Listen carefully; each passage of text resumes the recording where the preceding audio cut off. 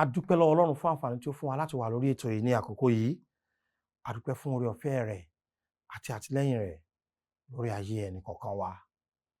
Mo fẹ́ bá wa sọ̀rọ̀ lórí ohun tí mo pè ní fún Kristi àti pẹ̀lú Kristi.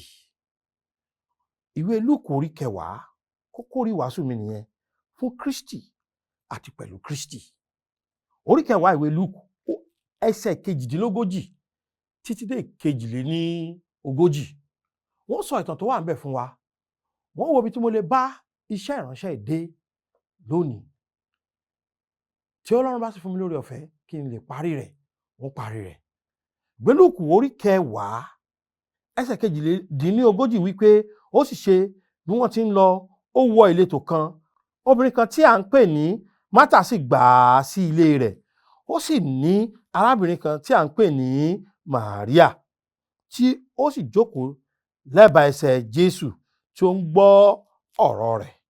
Ṣùgbọ́n Mátà ń ṣe ìyọnu púpọ̀.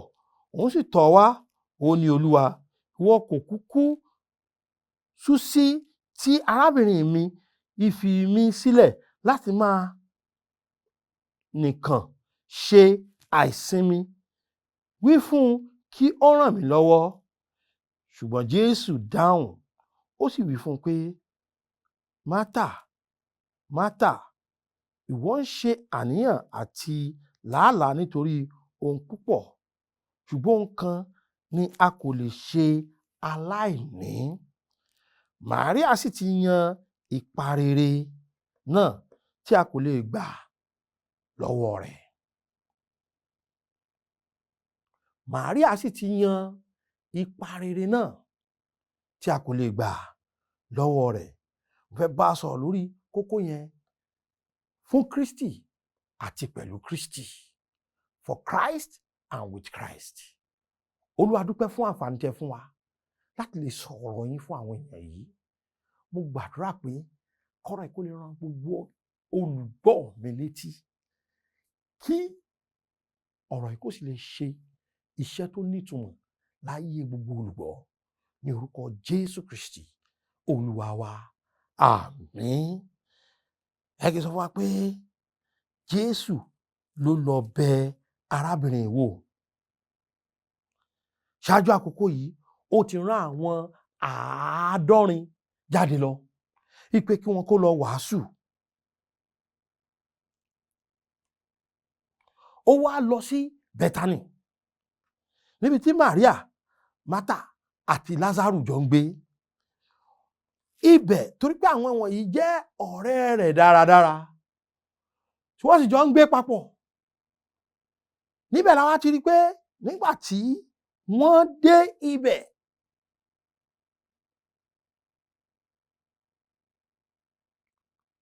Mátà bẹ̀rẹ̀ sí ní ṣe ètò bí ó ṣe ṣàlejò. Mátà ó bẹ̀rẹ̀ sí ṣe ètò bí yóò ṣe ṣètọ́jú olùgbàlà. Ètò bí yóò ṣe fún Olúwa ní nǹkan. Ṣùgbọ́n Màríà jókòó lẹ́sẹ̀ Jésù, ó sì ṣe kí ni o? Ó sì ń tẹ́tí. Gbogbo wa pátápátá la máa ń gba àlejò ní àkókò kan tàbí òmíràn sílé wa. Ìbéèrè tí mo fẹ́ béèrè náà ni pé, ǹjẹ́ a máa ń tọ́jú wọn? Ọ̀pọ̀lọpọ̀ wa la kì í tọ́jú àwọn tí wọ́n wá sọ́dọ̀ wa. Ọ̀pọ̀lọpọ̀ wa la máa ń ṣe ìtọ́jú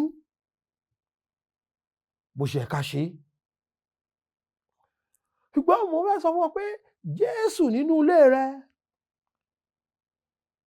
nínú ayé rẹ, kí ló ń ṣe fún Kristi?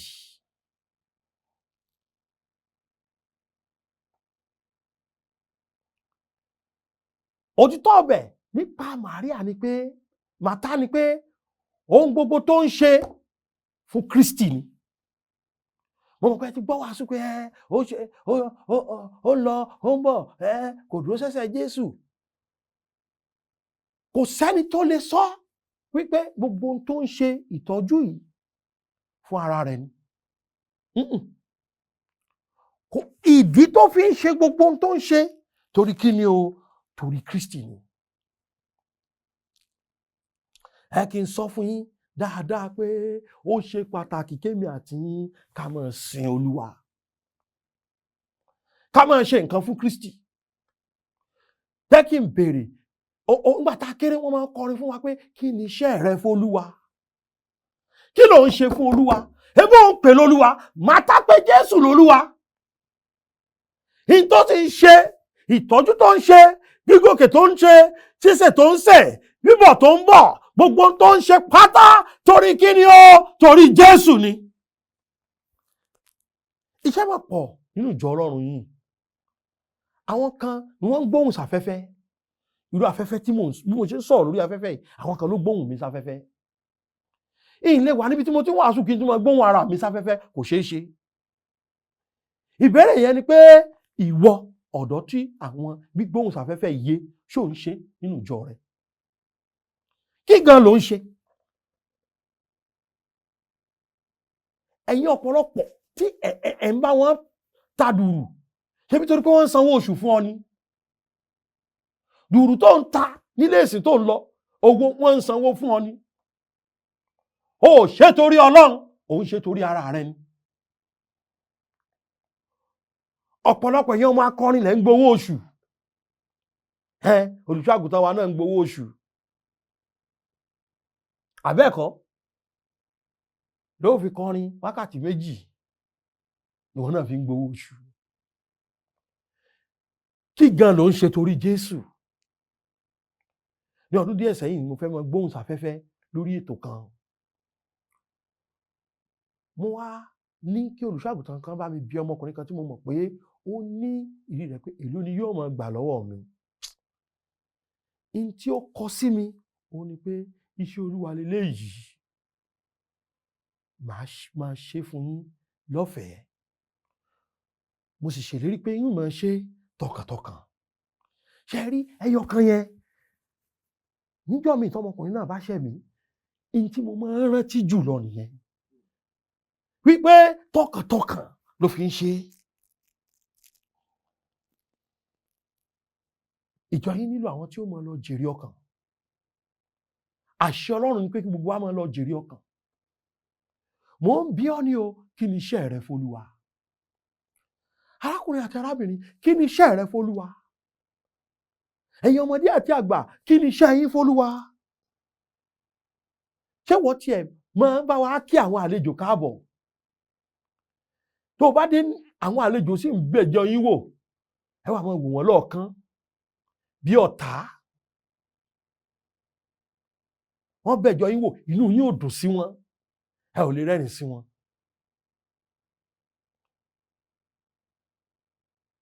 Ọlọ́run bùkún ọ. Ṣówó rẹ wúlò nínú ìjọ Ọlọ́run tó wà? Kí ló ń ṣe fún Jésù? Ṣó ń kọ́lé ẹ̀kọ́ ọjọ́ ìsinmi kan? Tẹ́rí ọ̀pọ̀lọpọ̀ àwa tá a jókòó tẹ́tí sí mi yìí, ṣàdúrà ń ṣàmì ni wá nínú àwọn ìjọ Ọlọ́run tá a lọ. Sórí ọ̀fẹ́ ń ṣe kí ni? Kí n bóde. Ìpèníjà ọ̀rọ̀ Ọlọ́run sì ni pé ká máa ṣe nǹkan kan fún un. Máa gbọ́. Ṣé Jésù sọ pé in tí Màtá ṣe kò wúlò? Jésù ò wí bẹ́ẹ̀ o.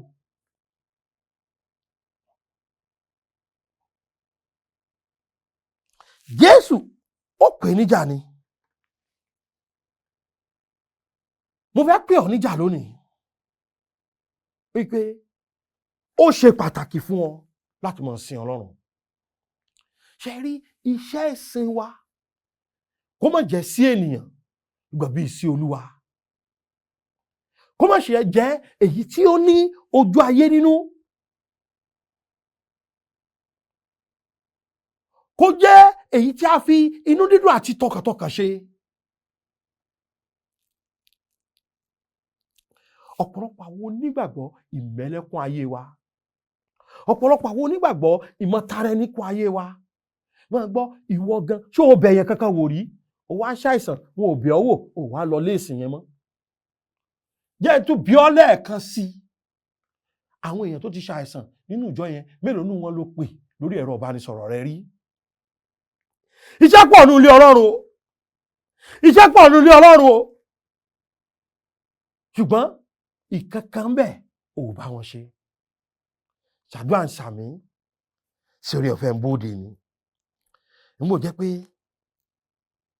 àwọn onígbàgbọ́ ọ̀pọ̀lọpọ̀ ọgbà nígbò jẹ́ pé wá tó wá lẹ́sìn ó máa ń wá sùn ni. Chọ́ọ̀chì ni yàrá rẹ̀. Pásọ̀ ní tí ìbẹ̀rẹ̀ sí wàásù báyìí òun ti dé. Ló bá jẹ́ gbàjó ni ó máa bá wọn tì mọ́lẹ̀ ni.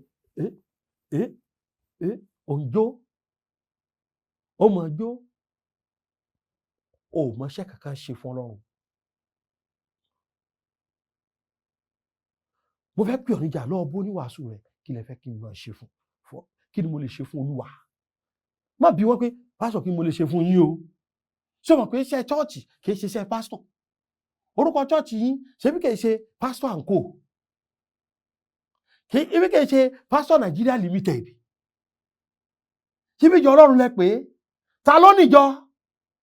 Lọ bí olùṣọ́ àgùntàn rẹ pé olúwa sọ ẹ dákun ẹ là mí lóye kí ni mo lè máa ṣe f'Olúwa. Yàtọ̀ sí pé ò ń dáwó, yàtọ̀ sí pé ò ń lọ jèrè ọkàn déédéé, o gbọ́dọ̀ ní nǹkan kan tó ń ṣe f'Olúwa. A ò tí ì dé ibi ipò pé kí wọ́n máa sọ pé ẹ̀yin lẹ́ ṣiṣẹ́ lọ́sẹ̀ yìí, ẹ jókòó lọ́sẹ̀ yìí, ó bá dọ̀sẹ̀ tó ń bọ̀ ẹ̀yin níṣẹ́ kàn. Àwa kì í fi gbogbo iṣẹ́ ìjọ pa ẹnìkan ní tó ṣe màtánù tó fi fọhùn síta. Èèyàn 3 àtààbọ̀ nínú ìjọ tó ní ọmọ ìjọ 100 ni ó máa ṣe gbogbo iṣẹ́. Èèyàn kan náà ni ó ṣèfilọ̀, èèyàn kan náà ni ó lídìí orin, èèyàn kan náà ni ó ṣe eléyìí, èèyàn kan náà ni ó ṣe eléyìí, èèyàn kan náà ni ìwọ ńkọ́?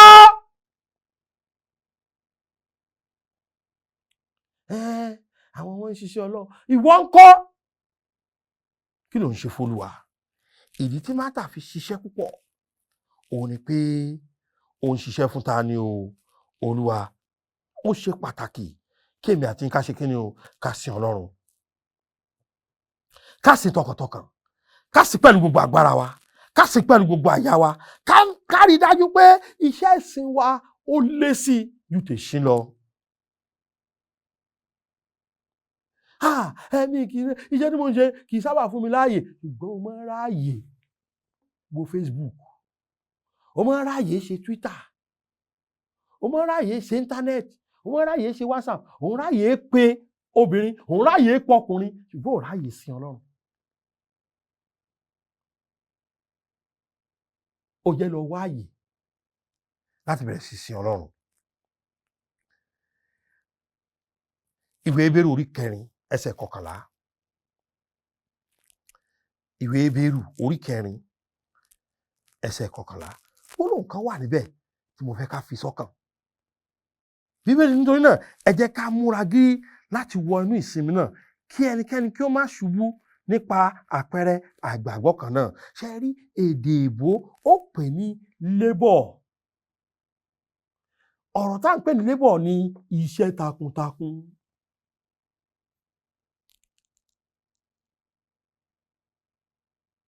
Kọ́ríńtì kejì orí 5 ẹsẹ̀ 9.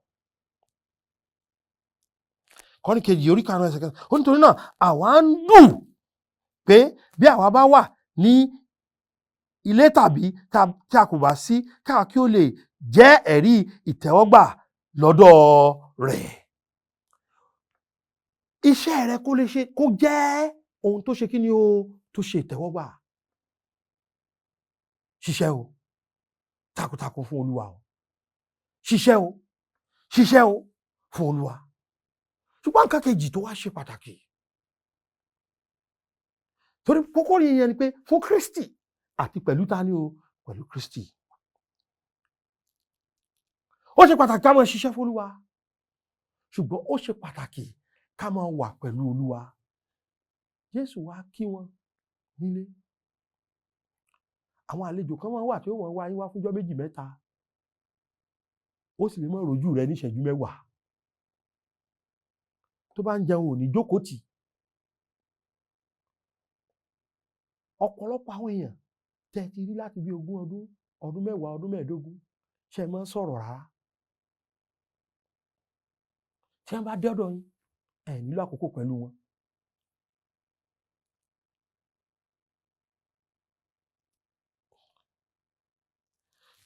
Jésù, ó dùn mọ́ Jésù Olúwa wípé Màríà jókòó níbi ẹsẹ̀ òun tó ń gbọ́ ọ̀rọ̀ òun. Ohun tó ń ṣẹlẹ̀ sí ọ̀pọ̀lọpọ̀ wa ni pé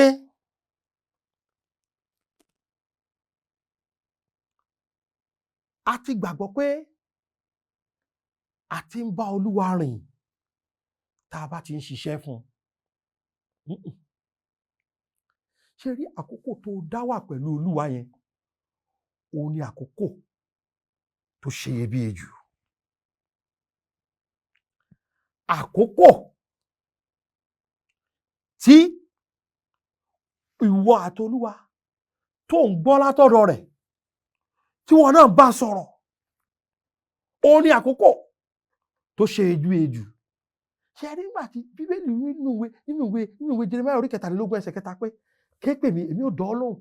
Ó ní èmi ò fòun ńlá àti alágbára tí ìwọ kò mọ̀ kí ṣe kí ni o mọ̀ ọ́. Ṣé rí in tó ń sọ ni pé àkókò yẹn àkókò ìdàpọ̀ láàrin ìwọ àti Olúwa ni.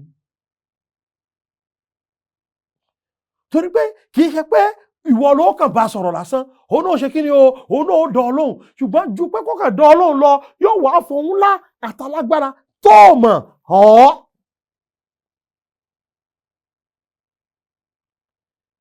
Tí kò jẹ́ kó rí ohun ńlá àtàlágbára ni pé o ò ní àkókò pẹ̀lú Jésù.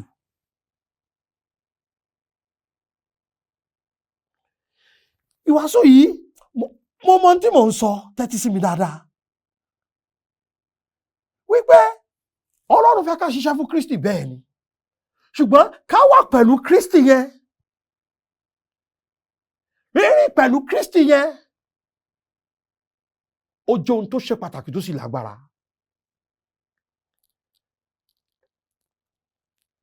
Lónìí ká máa gbàdúrà láìsinmi, ṣebí ká lè máa bá Kristi sọ̀rọ̀ ni. Wọ́n bí tó wá sọ pé kí a máa ṣàṣàrò ní ọ̀rọ̀ Ọlọ́run lọ́sàn àti kí ni o lóru, ṣebí kí Kristi lè máa bá wa sọ̀rọ̀ ni.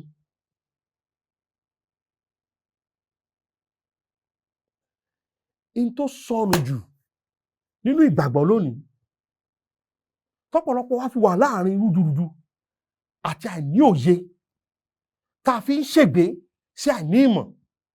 Nípasẹ̀ àìní ìmọ̀, òun ni pé a kò bá Ọlọ́run rìn. À ń ṣiṣẹ́ fún Kristi ni, a ò tiẹ̀ bá Kristi rìn pẹ̀lú Kristi, a ò wà pẹ̀lú Kristi. Ọ̀pọ̀lọpọ̀ yín ibi tó ti ló ń gbàdúrà láàárọ̀, òun ló máa ń sùn padà bí ẹni yígbẹ́ padà ni. O ò lè lò ṣẹ́jú mẹ́wàá kó o gbàdúrà kó o má sùn lọ.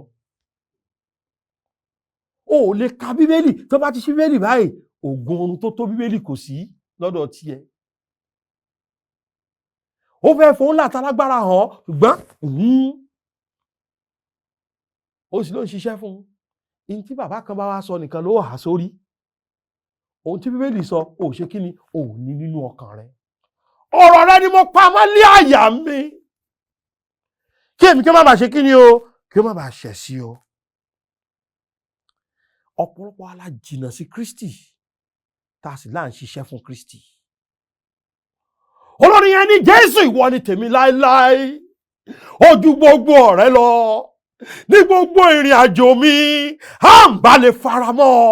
Ohun tí Jésù là nílò jùlọ tó jẹ́ kò ṣe é mọ̀ ní, òun ni pé ká lè faramọ́. Súnmọ́. Báwo ló ṣe dàbí Kristi tó bá súnmọ́ Jésù? Ó bani nínú jẹ́ pé a ò súnmọ́ Jésù rárá. Ẹsẹ̀ kejì orin yẹn ní kì í ṣe fún ọ̀rọ̀ ayé yìí ni mo ṣe ń gbàdúrà yìí.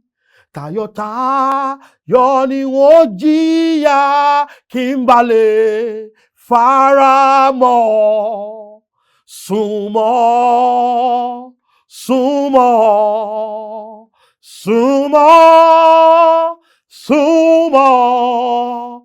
tayọ̀tayọ̀ ni wọ́n jìyà kí n bá lè faramọ́ ọ. Ṣé o súnmọ́ Jésù?